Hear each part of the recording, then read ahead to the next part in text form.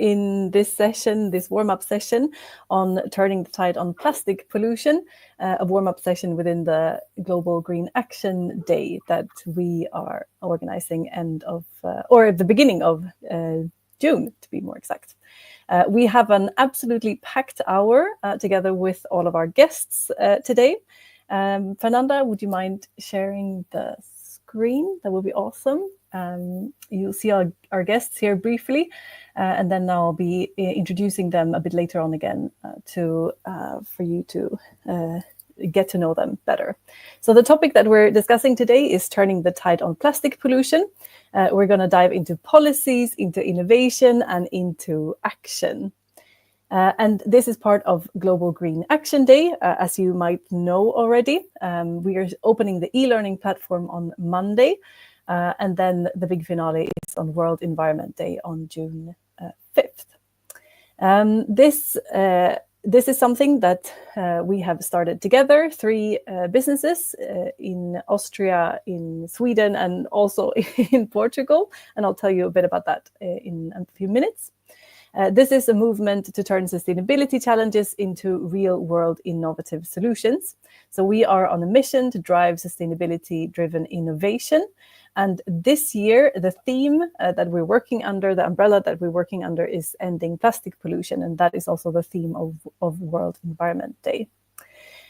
So we open the e-learning platform on Monday, as I just said, and we have the big finale on June 5th.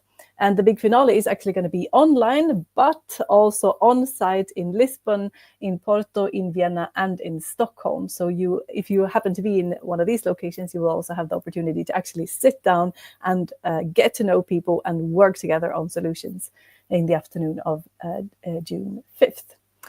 How we're going to reach this is through training and networking and working together. And the outcome is going to be co-created actionable solutions, and also hopefully we can generate a few quick wins to actually drive change.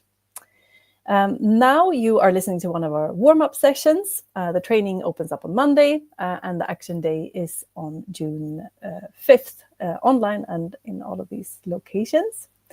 We have a bunch of partners. I think that there are actually even more now since I checked last time. But these are some of our partners that we are super happy to partner up with, to share the message in all of their channels, invite their networks to collaborate together on business cases and whatnot. So we want to thank each one of our partners for helping us to create Global Green Action Day. The initiators that I mentioned, you have seen the other 2 faces briefly in the call. Our businesses are Next Agent, The Good Tribe, and Think Big leaders. And you will see Amir and Fernanda also pop in a bit later, as they will also help to kind of monitor the chats for questions. And today, our agenda today. The topic is, again, turning the tide on plastic pollution. I will give you a bit of an introduction to the topic, and then we will jump straight to our guests. They have the main part of the speakers floor today. We have, this is not in the order that they will appear, but I will talk you through that. So the first guest that I want to introduce to you is Åsa Stenmark. She's responsible for the National Plastics Coordination in Sweden at the Swedish Environmental Protection Agency. If you're a Swedish speaker, that is Naturvårdsverket. We also have Elisa Pauls. She's the founder and board member of Zero Waste Netherlands. We have Larissa Copello. She's packaging and reuse policy officer at Zero Waste Europe. And then we have Matthew Welson, who is the founder of a startup in the Netherlands called Peukense. And then, of course, we have Fernanda and Amir, who are helping out in the background today. So just to kind of frame the topic, what we're actually talking about when we're talking about plastic pollution, and also how is this connected to innovation, just want to frame this a bit for you before we dive into all of the interesting conversations with our guests. A few bullet point for you. a few bullet points for you. And I think this is it's a weird topic to make bullet points about, because it's also the stuff of nightmares in a way that we're dealing with. And at the same time, we're dealing with a lot of companies and people working on solutions. So this is a really, really broad topic. But just to, for a second, get into the kind of nitty-gritty of it, the scope and scale of the plastic production and also what the problem is that we will be talking a bit about today. Over 400 million tons of plastics is produced annually, and the plastic industry is ramping up production over the coming few years. And plastics, of course, can be super duper helpful in many, many aspects of our lives and in running businesses, etc.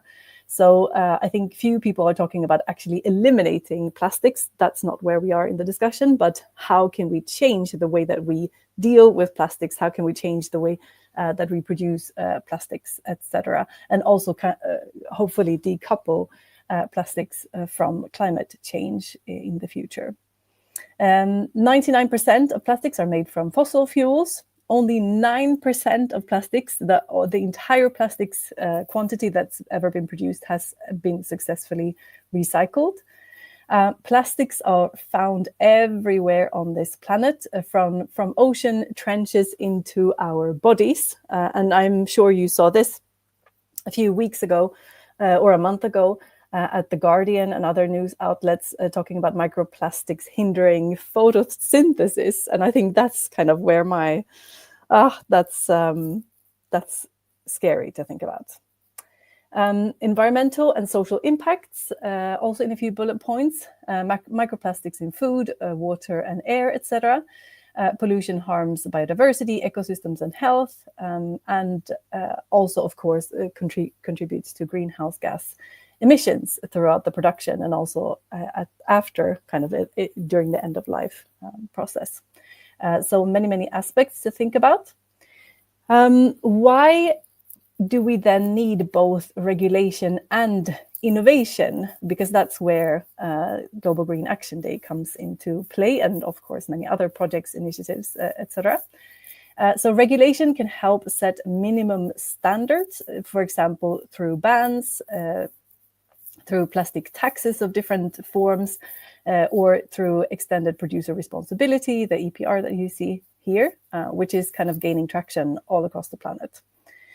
Innovation also enables systems change, and that can be through smart packaging, through reuse, which you'll hear more about today also, through different bio-based materials, alternatives, thinking in new ways about plastics. And one of the business cases that we have on the platform, on the e-learning platform, is a household brand name in Austria, and probably kind of the wider German-speaking region. It's the brand Frosch, and they do cleaning supplies. And they have a lot of interesting innovation around their packaging, which is mainly kind of driven from the innovation perspective, but also enabled through changing regulations. So that's a really, really interesting case that we'll look into in the e-learning platform. It's also very important to connect the dots regarding plastic and carbon and the circular economy, and because, of course, all of these are interlinked. Plastics are a major driver of oil demand globally. The life cycle emissions from plastics could reach 2.8 gigatons per year by 2050, which is very, very big. And circular solutions can help reduce both waste and emissions. So just one little step into this. Circular economy is climate action. And for example, just to give you a few examples, which some of our speakers also will touch upon in a few minutes, reducing virgin plastic use can help cut fossil fuel extraction. Redesign for reuse can help lower production emissions, and recycling efficiently, which we should all do, of course, and even better than we are at the moment, can help cut landfill and incineration, greenhouse gas emissions throughout the whole chain. So this is a bit about the background. And we know that this topic can be heavy because we're talking about environmental impact on people and the planet.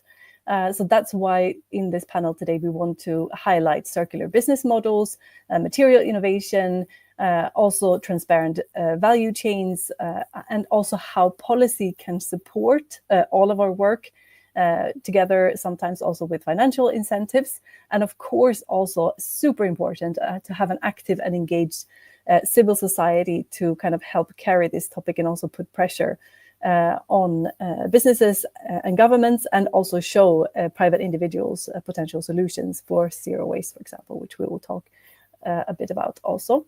And heavy topics, then talking about solutions is really fun and engaging and getting into action, which is all what we're about with Global Green Action Day. So we are going to start today with Larissa. She is the Packaging and Reuse Policy Officer at Zero Waste Europe. And Zero Waste Europe is one of the biggest stakeholder organizations in Europe for zero waste issues. So I think we'll jump straight over to you, Larissa, talking about global and EU policy landscape. Thank you so much, Larissa, for being here today. Hello, everyone. Thank you very much for the introduction and for the invitation to participate here today. So I'm as Evelina already mentioned, so I work with Zero Waste Europe. I'm a packaging reuse policy officer, and today I will present a bit of the policies supporting reuse models. I'm going to focus on the EU level because it's the level that I work mostly, but I'm going to also give you a sneak peek on the global and national policies, because we also have people working at the global level and the national level.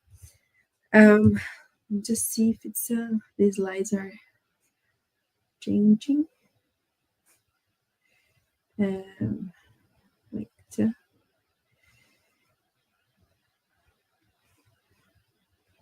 Sorry, just trying to move these slides, but it doesn't. Okay.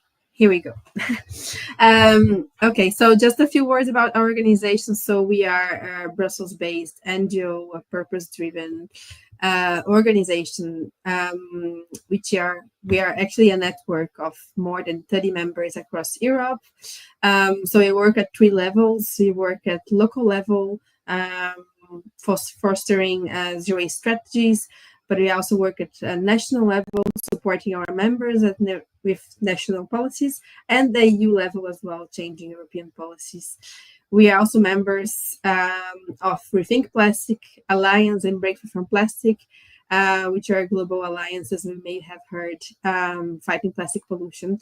We are members of many other organizations as well, but just for this topic on plastic, it's the most relevant, I guess, Rethink Plastic and Breakthrough from Plastic.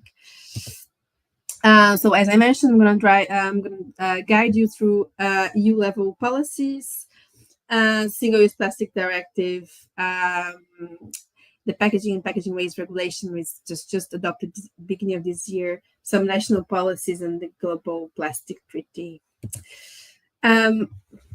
So the single-use plastic directive was entered into force in 2019. So we already have like some time from when the directive was adopted and implemented. Just a recap, so it provided some bans and some target plastic products that was most found at the European beaches. It also put some reduction on consumption of some items, for instance, cups and food containers.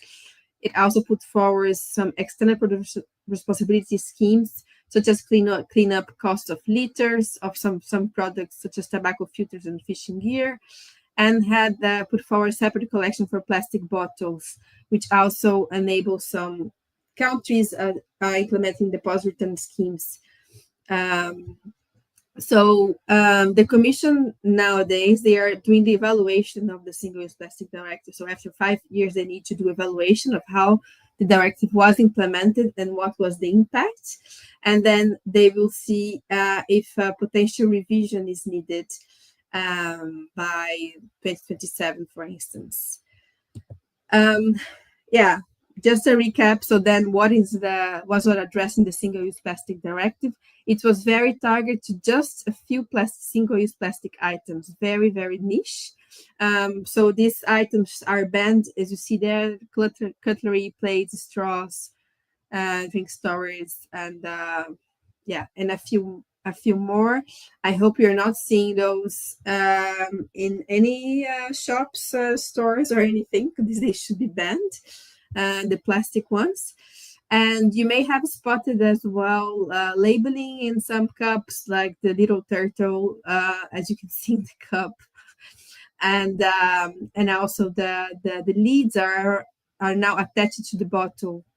So these are some of the changes that was implemented by the Single-Use Plastic Directive, and you may have seen the changes now in your daily lives.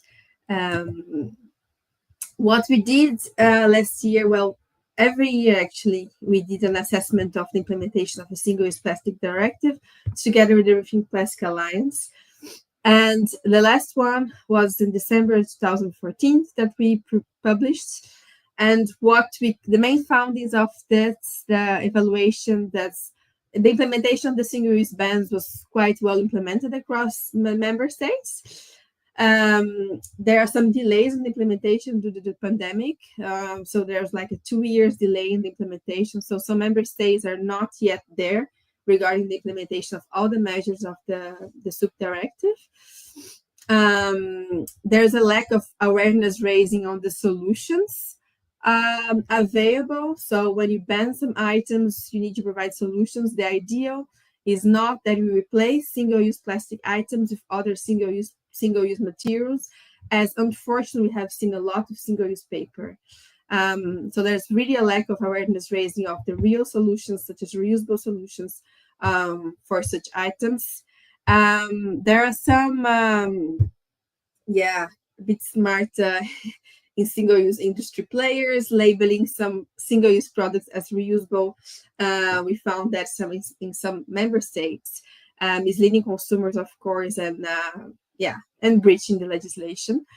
And there's a big challenge about the achieving the consumption reduction targets in the legislation for many of the countries, although some countries put forward some quite ambitious reduction targets. There's really not a lack of how these reduction targets would be achieved at national level. So this is just how the future of single-use plastic directive, what we see. If it's going to be open for revision, well, there are many things that can be improved, such as binding targets. There's no binding targets in the legislation for reduction consumption of these items. APR schemes should be expanded and should be focused on driving prevention and reuse. There are some products, such as menstrual products, that can also be further addressed and promoted reusable alternatives. Nappies is also an item that could be included.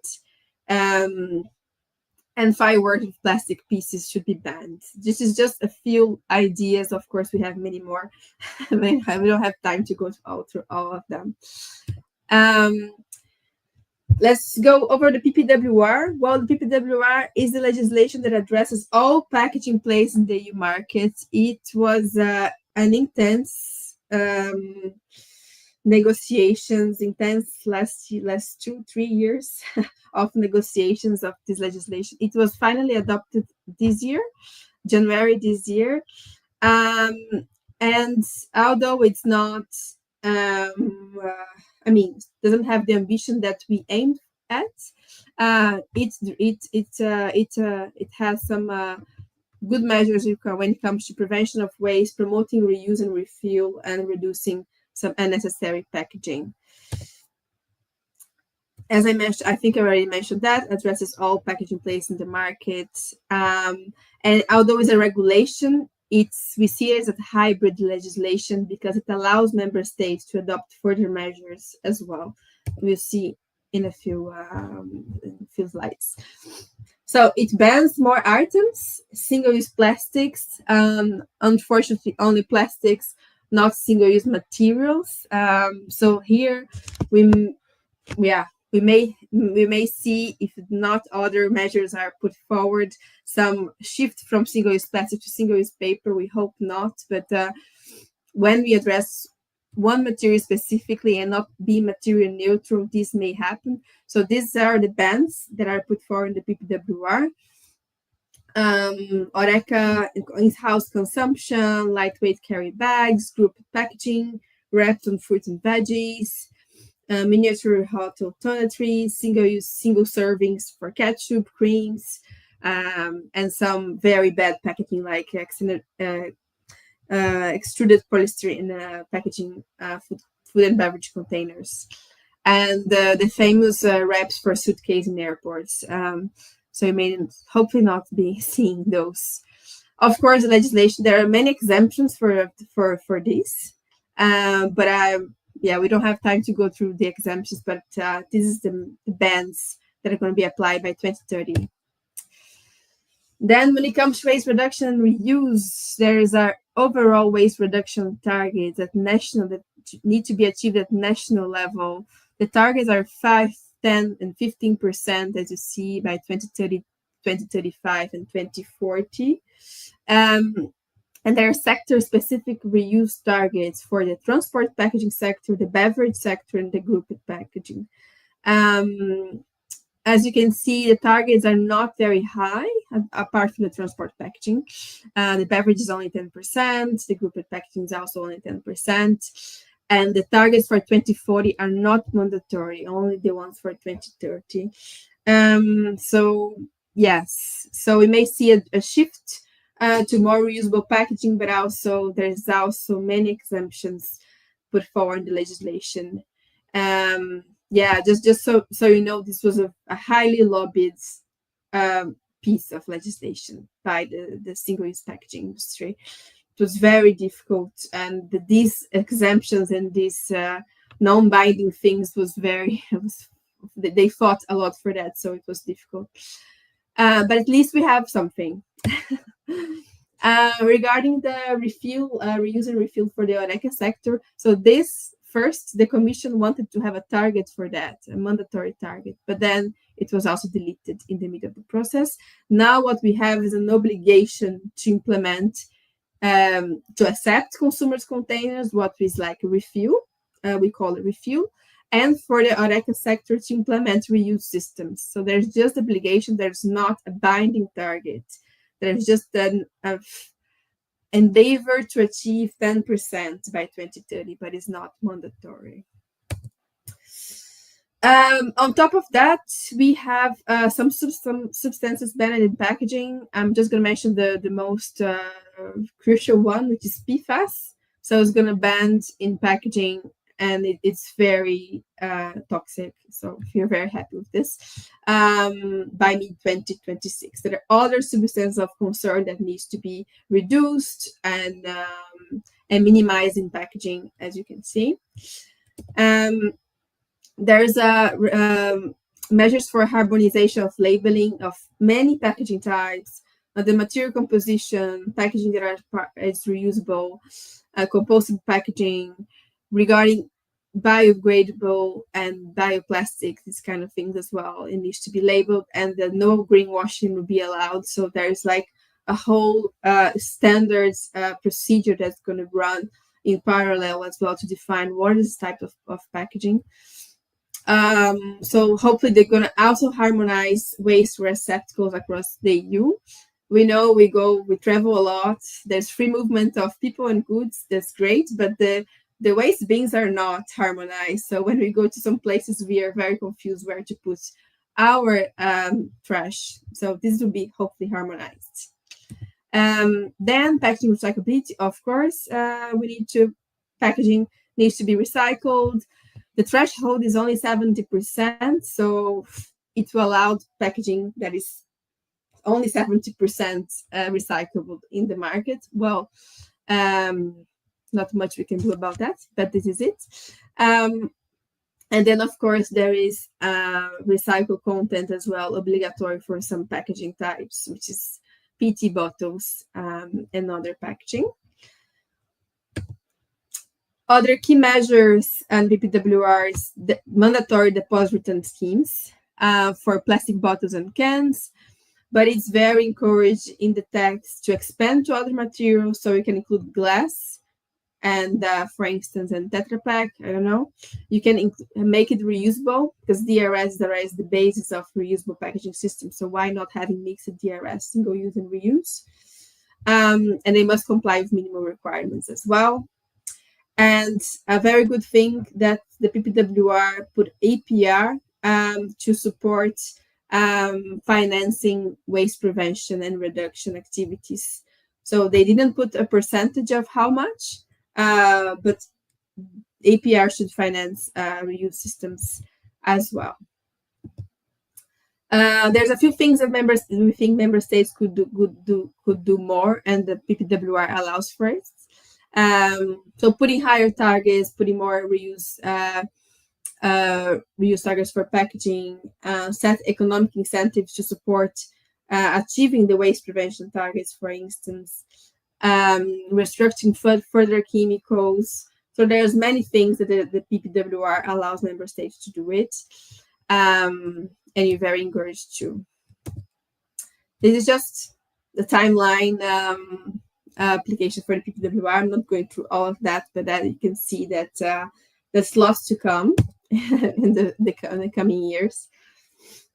When it comes to national policies, after the Single-Use Plastic Directive was adopted in 2019, many member states, while they were transposing the directive, they were already going beyond to address single-use plastics. So this is the example of Belgium, France, Portugal, and Greece, for instance. They banned some further items, as you can see in there. Some regions as well in Spain, Balearic Islands, Canary Islands. So more like these coastal cities. They also took some actions to banning single-use plastic because of the trash in the ocean, direct impact in the ocean. And then there are, of course, the bans from fresh and fruit and vegetables, which is coming in the PPWR, but some member states did already before. And something that is really trend is banning single use in closed loop systems such as festivals and concerts and public events where you can have reusables. Hopefully you're seeing that happening already. So more examples of some countries going beyond and making obligatory reusable packaging for takeaway. The event, as I mentioned. France is going to launch their reuse program actually May this year, where the north of France, they all have some reusable systems, which is interoperable. And it's a nice thing that is developed and founded by CITEO, which is a PRO, Producer Responsibility Organization, which is supporting this thanks to the legislation in France that mandates that APR finances reuse systems. So then we see in practice legislation supporting this.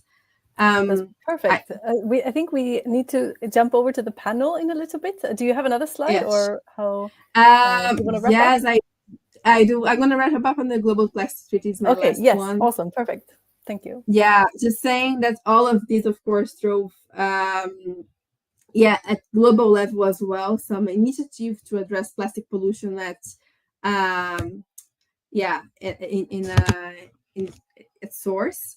But just in a nutshell, what we have seen is that it's not being very inclusive when it comes to civil society organizations. Industry is very present. Fossil fuel companies are very present, lobbying very hard, which is lowering the ambition.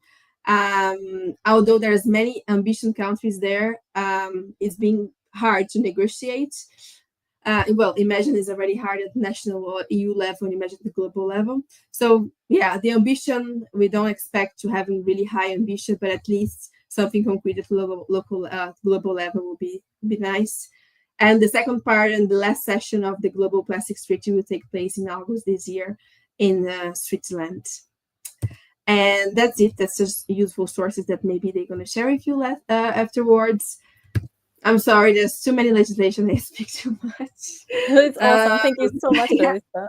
Thank you so much. thank you. I think it's really valuable talking about companies or countries in this context that kind of go beyond what is required of them, because that's where we all need to go, businesses including included in that conversation, like go above and beyond to curb this problem. Thank you so much, and please stick around, Larissa, because we have some questions also for you towards the end.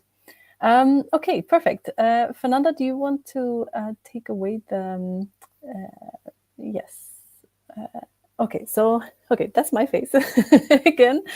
Okay, so we're going to introduce the speakers one by one. I will introduce them and ask them a question, and then we will have a whole group in a little bit. So I'm going to start with Matthew Welson, who is the founder of Peukensee. I have no idea if I pronounced that correctly. I think you can You correct did. me. Yeah, you did Okay, well. good. Okay, good. So we got to know each other a month ago or so, I think, at the Green at Heart boot camp in Vienna, hosted by Impact Hub Vienna and other partners. And Peukensee, it tackles cigarette filters or cigarette filter pollution through partnerships with governments, communities, combining cleanup efforts with innovative recycling solutions that turn waste into circular opportunities. And one of those opportunities is actually furniture. So that's a really interesting solution. This seems like a very bold idea to me. Do you want to tell me a bit about the kind of the origin story? What is the origin story of Peukensee, and how has innovation shaped this journey that you're on? Thank you, Evelyn. I will try to like just give a quick answer on that question. But to start, actually, 6 years ago, when we were just at our like our studies, we saw a lot of people are smoking, and every time I saw that a lot of these cigarette filters end up on the ground, and I felt like, how is it possible that this is such a huge amount of these filters are there on the ground, and why is nobody just taking care of them? And I had just in mind, like, what if I can find a value in these cigarette butts? Then I will probably have a fortune on the ground, and I'm the only one who saw it. So that was first the way of thinking, and after that, actually, when we starting diving deep into the problem, we discovered so many things. Like, we saw that the cigarette butts are very polluting for the environment. They pollute 8 liters of water minimum. They do not get dissolved by the nature, because acetate, the form of plastic, is a very sustainable way of plastic. So the material is very good, so it stays for a longer time in nature, which is bad, but it's good if you use it in products, because these products are like literally staying for a longer time with you. um, so what happened actually is that we started collecting cigarette butts in the Netherlands, and we started first at events, and after events we received a huge amount of these cigarette butts, and then COVID came, and the question was like, our market is just literally falling down, but cigarette butts are still ending up on the ground. So how can we as a company staying making impact without the market we were focused on? And that's how we would discovered actually the corporate side and the government side. So we started collecting these cigarette butts, and the cool thing I think about it is, once you have a huge amount of something, the way of thinking about it starts to change as well. So if you have, for example, one tea bag, yeah, you will just think about making probably a cup of tea. But if you have like tons of tea bags, you will start not thinking about making teacups out of it, but you will start thinking about a whole different thing. And that's how it went as well with cigarette butts. One cigarette butt, you really like, you have no idea what to do with, but we had like around 1,000 kilo, almost a ton, in half a year. That was for us like the moment that we started thinking like, what can we do with all the plastic into it? And that's how actually our brain started to think about, is it not possible to get the acetate out of it? So actually it formed us, or it molded us in a different way of being a company. And now 6 years later, we recycle cigarette butts, and we found a way how to get all the material that we need out of the cigarette filter, which is almost 95% of the cigarette butt. Only the paper is something that we give away to get recycled as well. But the filter, the acetate, it's a very expensive material that you can really good use in all type of certain plastics or products, I mean. But yeah, I will show you later on what type of materials we make. Okay, perfect. That's awesome. Thank you so much, Matthew. We'll introduce the next speaker as well. That is responsible for the National Plastics Coordination at Naturvårdsverket. That's the Swedish Environmental Protection Agency. So the first question, of course, for you is, what role should national government play in creating the right conditions for reducing plastic pollution? So first of all, hi to everyone, and hope you find this hour a meaningful one. I'm thinking that we have a huge role to play in setting a level playing field among businesses, both the ones that are already established and newcomers, but also that we have a role to play when it comes to, as you heard from Larissa, putting up the possibly best legislation that we could have. Not saying that the legislation that we do have is perfect. There will always be things that could be improved, but to try to make the best we can in those aspects with, for example, banning products that we definitely see doesn't help us or is not necessary, or putting regulations on recycled content or recyclability or whatever it could be. So I think this is a crucial role, and I do also think that having it on an EU level, as we are in EU, that helps businesses because that will reduce the amount of legislation or variants of legislation that you will have to comply with. So I think that in that sense, the EU plays a big role as well. Yeah, for sure. I think I'll do another question for you straight away. And because you're working with the National Plastics Coordination, do you want to tell us what that is and how it helps align all of these stakeholders that are involved, like from across government, through businesses, through civil society? Like, how does this help? Yeah, so what is it, this thing? So it's an assignment that we got from the Swedish government 5 years ago, that we should host this National Plastic Coordination with the aim that we should gain and spread knowledge around what is a more sustainable plastic use and how could different actors work on getting there.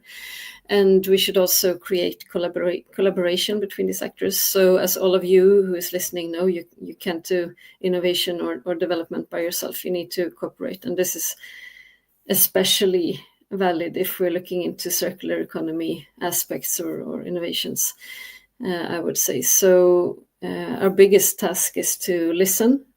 What's the problems that different actors are facing? I have not met a single one that doesn't want to do anything. So it's more a question of, okay, but what can we do and how can we make it feasible in the context that we are in?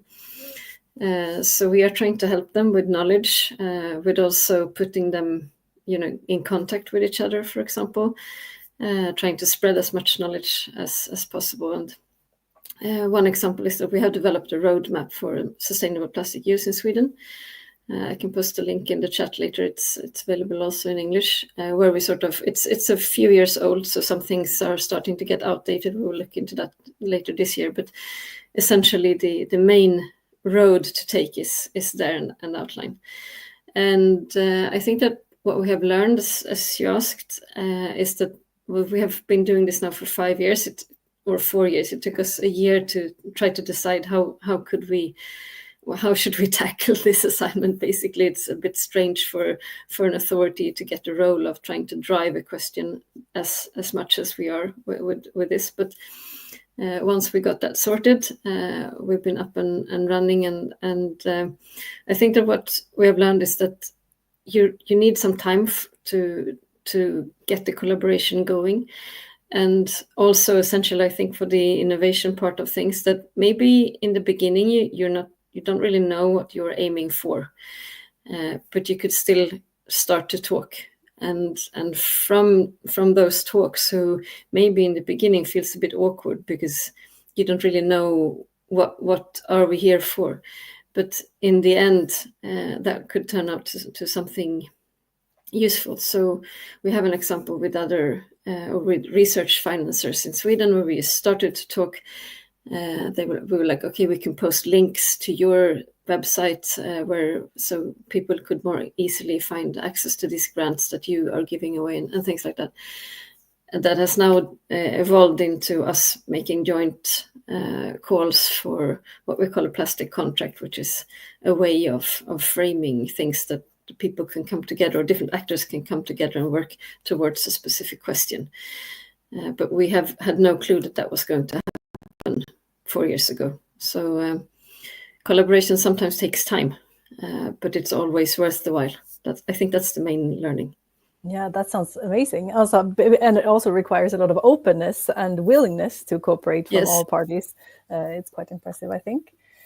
Thank you so much, Åsa. We'll now introduce the third participant in the panel, which is Elisa Paus.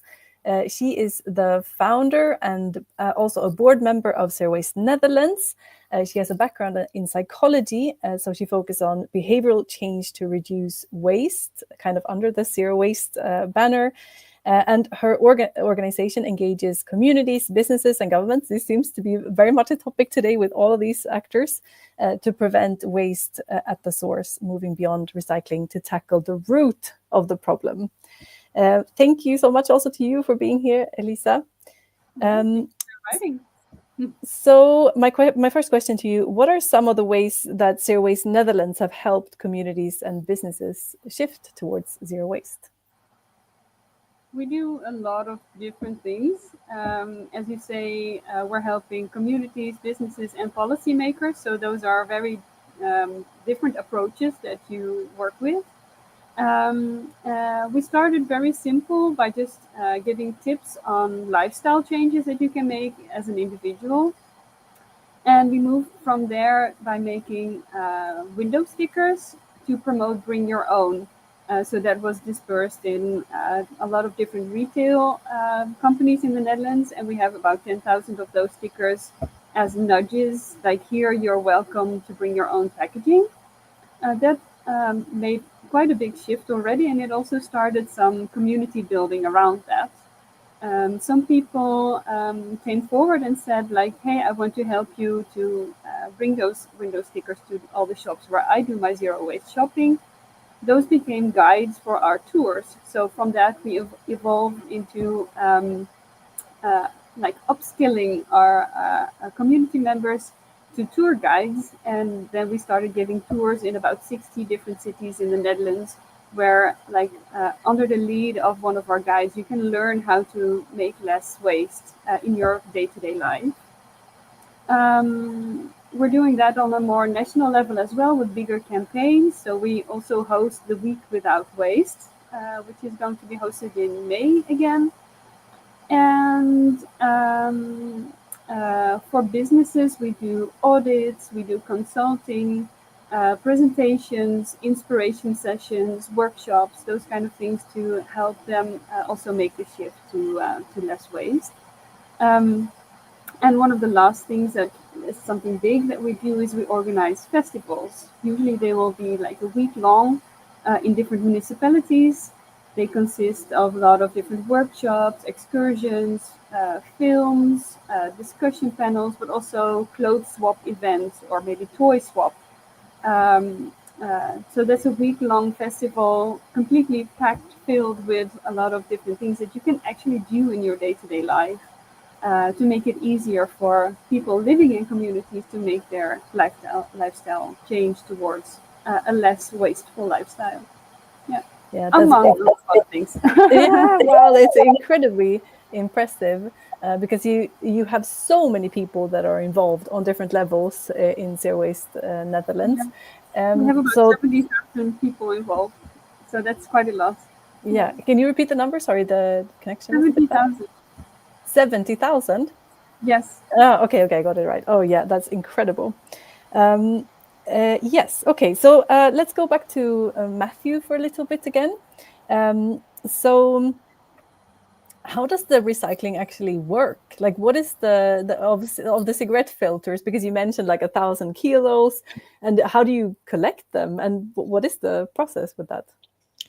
What we have been doing is like building an infrastructure in the Netherlands, which we like starting building up in 2021 actually. And what we have been doing is working together with large companies or like office buildings that have many companies at one place. We have been trying to make the people there aware of not throwing their cigarette butts on the ground, but to throw them away in one of our poles, because if they do that, they are participating in the way that we are able to recycle these butts. So we give the smoker an opportunity to do something good, besides, of course, that smoking isn't good for you. But what we have been seeing is we would love to be focused on just the cleaning part, the taking care of the environment. So by doing that, we receive every month from every company a box that's full with cigarette butts. We pick up the cigarette butts from the ground at the places of the buildings. And with this amount, we started to recycle these cigarette butts. What we have been doing first is the hardest part actually is to literally separate the paper from the filters, because the paper is a part in the process that you cannot use for the recycle part. So our main goal was to do that without using any type of water, because these cigarette butts are full of toxicity. So we said like, okay, is it possible to recycle cigarette filters without using any certain type of water or liquid actually? And that's how we have been discovering a crazy way of innovation that makes it possible for us to actually to separate paper from the filter. After we do that, you can literally treat the filter with chemicals. These chemicals are not something you add every time, but it's exactly the same chemical you use for like almost like 1.5 years now, because we boil the chemicals, so everything that gets up in the air is clean. So that's what you can literally use for cleaning the cigarette butts. And then you have in the bottom top of the tank, you got the dirty stuff. But the dirty stuff, every time you boil that, you get you separate the clean chemicals from the dirty part, and that's how you can make like a circular way of cleaning. And then I get all the cigarette butts out of the tank, and these get pressed, and then this is a beautiful way of showing you. Actually, this is what we get out of the cigarette butts. This is full of acetate actually, and we make now of them tabletops, like sheets for companies, and to put these tops back in the offices. So you make the story complete. You tell them you work together with us. We clean your building or the area around it, and by actually doing that, you take care of the environment. And at the same time, we're gonna engage more people to show them like when they do good behavior, they can see the results of that. Now, of course, your question can be like, okay, then are you stimulating smoking, or is your business model to create more tables or anything? I will try to answer that question quickly. No, actually, we would love to end up this business. I have so many more beautiful social problems that I would love to tackle. But with this, in this way, or with this business model, we are creating a way to take care of the environment consistently by making money and using that money of just keep collecting these cigarette butts. On the other hand, this material makes it for us possible to reduce as well CO2, because instead of burning them, the cigarette butts, or literally letting them on the ground, we did these tests as well, and what we saw is actually the production of this is even better than just laying them on the ground or leaving them on the ground, or burning them. So that makes it for us as well like responsible way of production. It's and that's what we did as well, Evelina, with the CTI tool of the Impact Hub, which helped us really have a better understanding of what we are doing, that's well for the environment. Yeah, that's awesome. It was really fun at the boot camp also, because we were at the same table discussing that the goal of the business is to kind of that the business shouldn't exist anymore, and that's quite an unusual goal also for businesses. So that was a really interesting discussion. Yeah. Okay, perfect. So I have one final question for all of you, and I think maybe we also have some questions from the chat. Maybe let's go to Amir first. Yes, I'll show. We have one question from Eric, and maybe I'll also kind of expand on this question a bit. So I think this was kind of when Larissa was speaking. It's more about the costs for companies to adhere and to I don't know if they can get certified for policies and directives to have them in place. But maybe if we expand this, and then a couple of you can also touch on this. How can you convince businesses that this makes business sense as well, right? It's not just good behavior; it's maybe good for business. So maybe we can start with Larissa, about the cost of these policies, and then the others if they want to comment. Yeah, thanks. The cost of the policy, is a very broad question, and it depends of various what specifically they are mentioning. If it's the cost about cleaning up the trash, or investing in reuse systems. So it differs, or making your packaging better. So hopefully what you'll see in the market is better designed products, more reusable and less single use. So yeah, hopefully the costs of having not good packaging in the market will be high enough, so it drives companies to have better products. But when you mentioned about what would be an incentive for companies, well, we know that unfortunately nowadays what drives most companies is profits and not environmental protection or health or these kind of things. But also in terms of profits, what we can think is that putting a better product in the market with a good material or reusable that you can take back and reuse many times will also make your business resilient. As you know, we are living in a resource scarcity where in some years, I don't know how many years, we will not have many availability of materials and resources. And we have already seen, I think there was an issue with glass sourcing as well, where we were not providing raw materials or could not supply raw materials.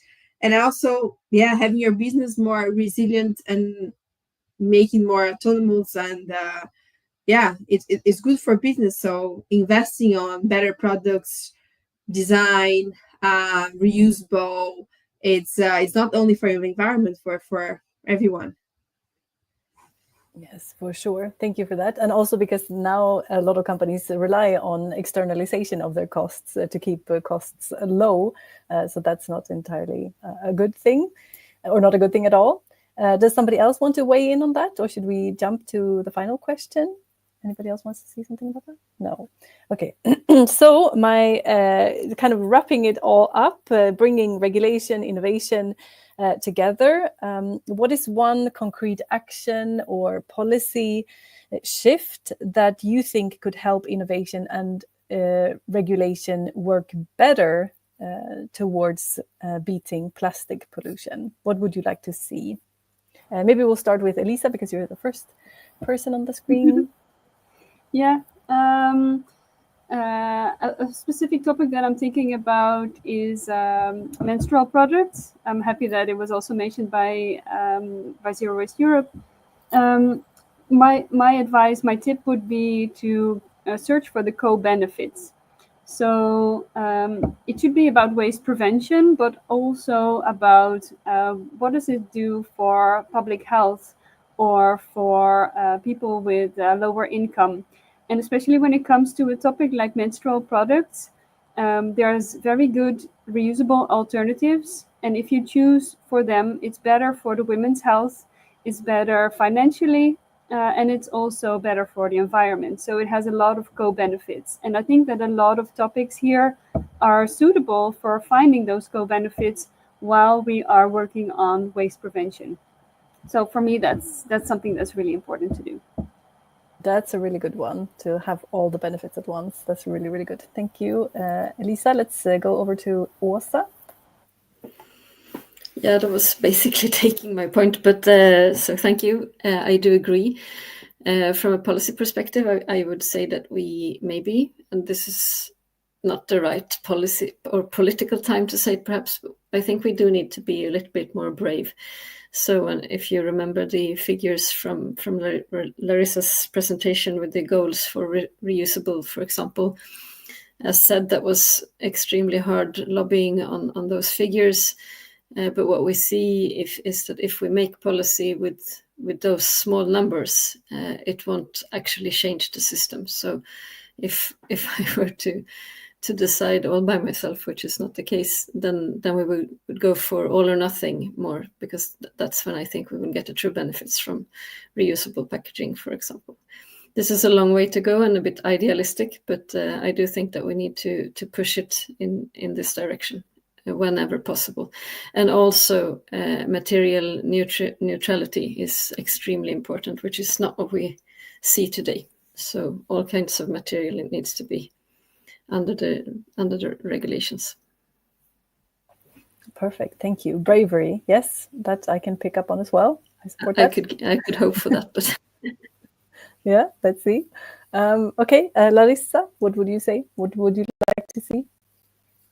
Yeah, I would echo both statements at the moment. Well, I'm very attached to the menstrual products. Actually, we had a big campaign on that, and also, of course, on the fact about having more ambition. So I would emphasize. So my hope is actually that for the implementation of the PPWR, there will be more ambition at national level, driving up these targets. And not only, I think the most important is actually economic incentives, because nowadays is still a good business, like single-use cheap plastics, bad plastic is still good businesses, and it should not be. It should be the opposite. So for reusable and better packaging, to compete with single-use, we need to create a level playing field, and we only create that with more policies, more rules, taxes, fees, economic incentives.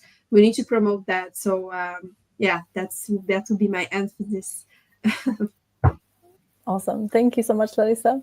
Matthew, you have the last word. What would you like to see? I think a lot is already said, but I think about one thing. It's if we want to change or go in a transition towards a world that's clean or cleaner, I think we should go for make it more affordable. I would love to see that the prices for the better options are literally beating the cheap products at the moment that actually are very bad for the world. I see a lot of opportunities if we can do like something with taxes or the VAT on it. But at the same time, I have been seeing people always choose the cheapest, most of the time, the cheapest choice. So if we make good stuff, the best price, that will give a huge change in the world, I guess. So that's maybe a point from my view. Okay, perfect. Thank you so much, everybody.